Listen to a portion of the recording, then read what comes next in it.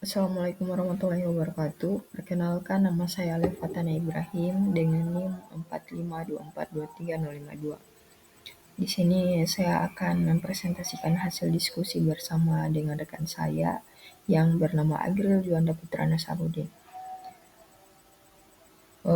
Kami akan membawakan materi hakikat minyak dan gas bumi. Langsung saja. Pengertian minyak dan gas bumi. Minyak bumi adalah bahan bakar fosil yang terbentuk dari sisa organisme laut purba yang terkubur di dasar samudra berjuta-juta tahun yang lalu. Lapisan pasir dan lanau menekan serta memanaskan material organik hingga berubah menjadi hidrokarbon. Tidak semua material menjadi minyak, hanya sebagian kecil yang terjebak dalam batuan reservoir seperti batu pasir, atau batu gamping, dengan perangkap batuan penutup seperti lempung agar tidak merembes keluar. Minyak bumi bisa berwujud encer hingga kental dan termasuk sumber energi non-renewable karena butuh waktu sangat lama untuk terbentuk kembali. Next, proses terbentuk migas. Yaitu ada sisa organisme laut purba tertimbun sedimen, kemudian hidrokarbon bermigrasi ke batuan reservoir, kemudian tekanan dan panas tinggi sampai berubah jadi hidrokarbon, kemudian terperangkap oleh batuan penutup sampai terbentuk akumulasi migas. Lanjut, komposisi kimia minyak dan gas bumi. Minyak dan gas bumi yang merupakan senyawa hidrokarbon terdiri dari unsur kimia sebagaimana tertera pada tabel ini. Nah, di sini dapat kita lihat bersama. Di sini dalam tabel ini ada unsur yaitu karbon, hidrogen, belerang, nitrogen, oksigen, logam. Jadi secara ringkas minyak bumi didominasi oleh karbon sekitar 80-85% dan hidrogen sekitar 15-20%. Sedangkan unsur lain seperti belerang, nitrogen, dan oksigen hanya sebagai zat pengotor saja. Pada umumnya kurang dari 5%. Lanjut, di sini ada klasifikasi zat hidrokarbon menurut H. Abraham 1945. Jadi menurut diagram Abraham 1945, hidrokarbon terbagi menjadi dua, yaitu ada bitumina atau larut dalam CS2 dan non-bitumina, tidak larut. Bitumina mencakup petroleum cair serta zat padat seperti lilin, mineral, aspal, dan aspalit. Non-bitumina terdiri dari pirobitumina, termasuk batu bara muda, batu bara, dan kerogen. Diagram juga menunjukkan perbedaan sifat hidrogen. Semakin ke kanan, kandungan hidrogen menurun. Oksigen meningkat, indeks bias naik, titik lebur naik, sedangkan volatilitas dan kemudahan terbakar menurun. Dari berbagai jenis hidrokarbon, minyak bumi paling penting karena jumlahnya melimpah. Lanjut, hidrokarbon padat. Sebagaimana telah didiagramkan pada slide yang tadi, hidrokarbon padat terdiri dari golongan bitumina dan non-bitumina. Jadi hidrogen padat terbagi menjadi dua kan, bitumina dan non-bitumina. Kemudian hidrokarbon padat biasanya muncul bersama. Contohnya lilin mineral di Grand River Formation, bentuknya sering berupa urat, rekahan, atau pencampuran dari batuan seperti serpi dan pasir ter. Serpi minyak dan pasir ter atau tersen. Pasir ter banyak dijumpai di Kanada sampai di Venezuela, mengandung cadangan minyak miliaran barel, namun sulit diolah. Kini dapat diproses melalui pemanasan atau distilasi destruktif. Kemudian serpi minyak atau oil shale, serpi yang mengandung kerogen bila dipanaskan lebih dari 400 derajat Celcius menghasilkan minyak mirip minyak bumi. Contoh utama adalah Grand River Formation. Kerogen terdiri dari karbon sekitar 69-80%, hidrokarbon dari 7-11%, oksigen 9-17%, nitrogen 1,25-2,5%, dan belerang 1-8%.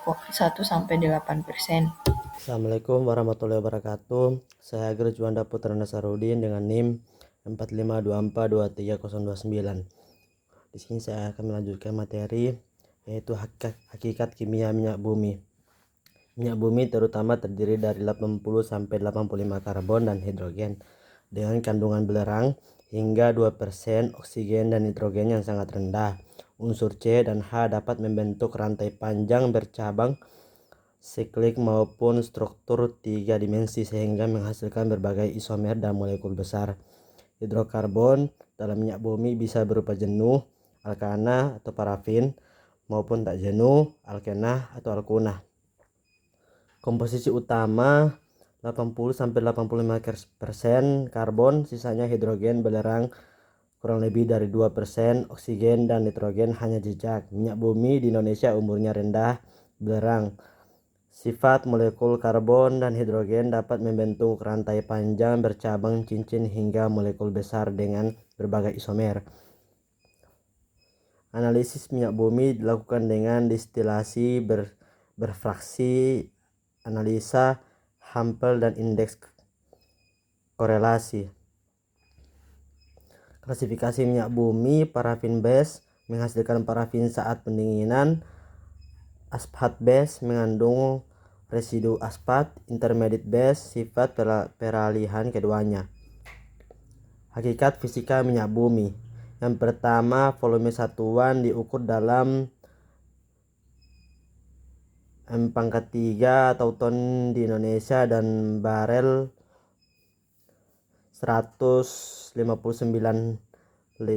L di perdagangan internasional. Yang kedua, berat jenis atau API gravity. Semakin tinggi API gravity, minyak lebih ringan, lebih bernilai karena mengandung bensin. Viskositas, hambatan aliran cairan makin tinggi API, viskositas makin rendah. Titik didih dan titik nyata, minyak dengan API rendah, titik didih tinggi, API tinggi, mudah terbakar atau flash point rendah. Warna tidak selalu hitam, warna dipengaruhi berat jenis dan pengotor atau oksidasi hidrokarbon. Fluoresensi memancarkan warna kuning keemasan di bawah sinar UV, berguna untuk deteksi minyak dalam batuan atau lumpur. Indeks refraksi berkisar 1,4 sampai 1,6. Makin berat minyak, makin tinggi indeks refraksi. Aktivitas optik mampu memutar bidang polarisasi cahaya, umumnya 0 sampai 0,2%. Dipengaruhi molekul aromatik nitrogen dan belerang. Minyak Indonesia umumnya kurang sedap. Yang ke-10, nilai kalori panas yang dihasilkan per gram minyak digunakan untuk menentukan energi bakar. Hidrokarbon, gas atau gas bumi. Ini gas bumi dan reservoir dapat hadir dalam jumlah bervariasi mulai dari sangat sedikit hingga mencapai 100%. Dan volume reservoir. Keberadaan dan bentuk gas ini sangat dipengaruhi oleh kondisi tekanan, temperatur, serta sifat fluida dan reservoir tersebut. Jenis-jenis gas bumi antara lain: yang pertama, gas bebas, gas terlarut dalam minyak bumi, gas dalam air, gas tercairkan atau terkondensat. Susunan kimia minyak dan gas bumi. Gas bumi terutama tersusun dari metana atau CH4 sebagai komponen utama dan paling stabil. Selain itu terdapat hidrokarbon lain dalam jumlah kecil seperti etana, propana, butana hingga heksana. Gas lain seperti hidrogen bebas, karbon monoksida, hidrokarbon tak jenuh jarang ditemukan kecuali pada daerah vulkanik. Gas bumi juga dibagi atas gas kering dan gas basah tergantung daripada cair atau uap yang ikut di dalamnya. Susunan kimia umum adalah sebagai yang pertama metan. Yang pertama metan aktif, etan 14,4%, karbon dioksida 0,5%, nitrogen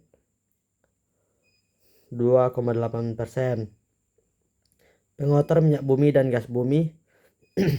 Gas bumi umumnya mengandung pengotoran berupa nitrogen, karbon dioksida, hidrogen sulfida, dan helium nitrogen, serta karbon dioksida dapat menurunkan nilai kalor gas. Sedangkan hidrogen sulfida berbahaya karena bersifat beracun, berbau tidak sedap, dan menyebabkan korosi. Helium meski hanya sedikit bernilai ekonomis jika kadarnya tinggi. Pemanfaatan gas bumi dahulu terbatas pada daerah industri atau perkotaan, tetapi kini dengan teknologi pencairan, gas bumi dapat diperdagangkan dengan secara luas dalam bentuk LPG. Dari sisi sifat fisika, gas bumi diukur dalam